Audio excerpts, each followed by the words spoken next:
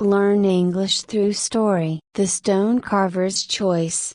In a small village nestled between towering mountains, there lived a skilled stone carver named Rajan. He was renowned for his ability to bring life to cold, hard stone. People from neighboring villages would come to him to commission statues of gods, goddesses, and other figures of significance. His work was so exquisite that even the king himself had a statue in his palace crafted by Rajan. Despite his success, Rajan was not a wealthy man. He charged only what he needed to sustain a simple life for himself and his aging mother. He was content with his humble existence, finding joy in his craft and the quiet moments he spent with his mother. One day, as Rajan was carving a new statue, a wealthy merchant approached him. The merchant was known throughout the region for his immense wealth and his ruthless business practices. He was feared by many and respected by few. The merchant had heard of Rajan's skill and wanted to commission a statue of himself,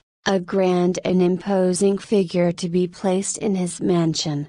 "I will pay you 10 times what anyone else has ever paid you," the merchant said, flashing a bag full of gold coins. "But the statue must capture my greatness, my power, and my wealth. It must make anyone who sees it tremble in awe." Rajan, who had never been motivated by wealth, hesitated. He had always carved figures of gods and goddesses, symbols of virtue and divinity. He had never carved a likeness of a living person, let alone someone like the merchant, who represented greed and arrogance. But the offer was tempting. Rajan's mother was growing old and frail, and her health was deteriorating. The money could provide her with the care she needed, and perhaps even allow them to move to a more comfortable home. Rajan felt torn between his principles and his responsibilities. "Give me time to think,"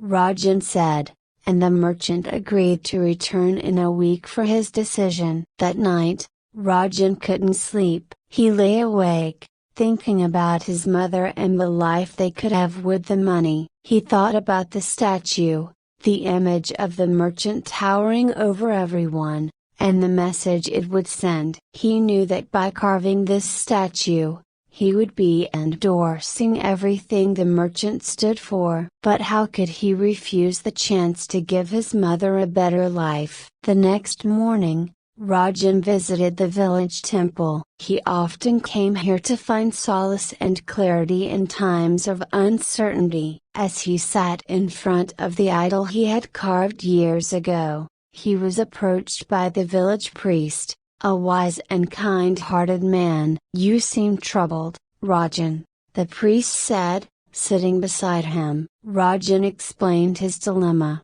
his voice heavy with the weight of his decision. The priest listened quietly, nodding occasionally. "You are facing a difficult choice," the priest said after Rajan had finished. "But remember, Rajan, that our actions define who we are, not just to others but to ourselves. The wealth you would gain from this work could indeed help your mother, but at what cost to your soul?" Rajan lowered his head, understanding the priest's words but still feeling the pull of his mother's needs. The priest continued, "There is another way to look at this. The world is full of people like the merchant, whose wealth and power often overshadow their humanity. By creating this statue, you would be feeding into that narrative. But if you refuse, you would be standing up for something greater than yourself, for the values you hold dear." "But what about my mother?" Rajan asked,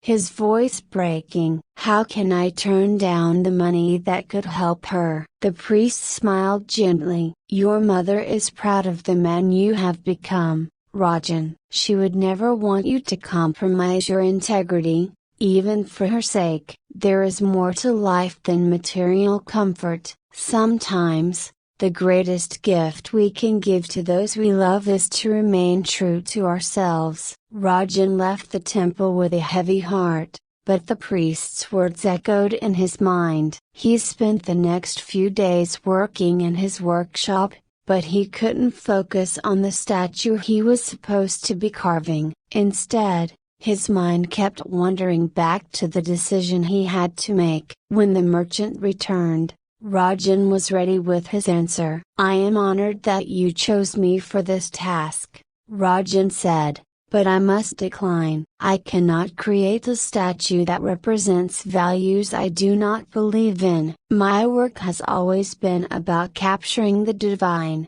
the virtuous, and the noble. I cannot carve a statue that glorifies greed and arrogance." The merchant's face darkened with anger. "You fool!"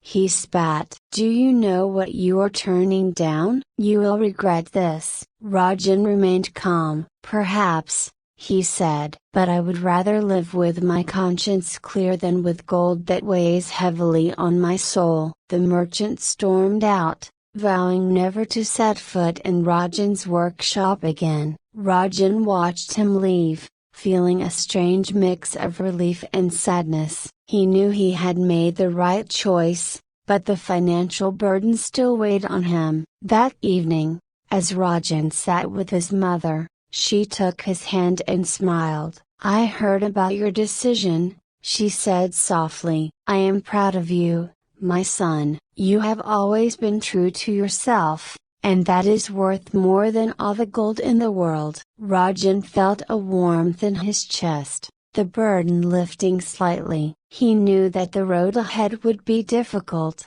but he also knew that he had made the right choice. He had chosen integrity over wealth, and in doing so, he had carved a legacy far more valuable than any statue. I hope you enjoyed the story. If you enjoyed, then please like and share this video, and don't forget to subscribe our YouTube channel. Thank you for watching.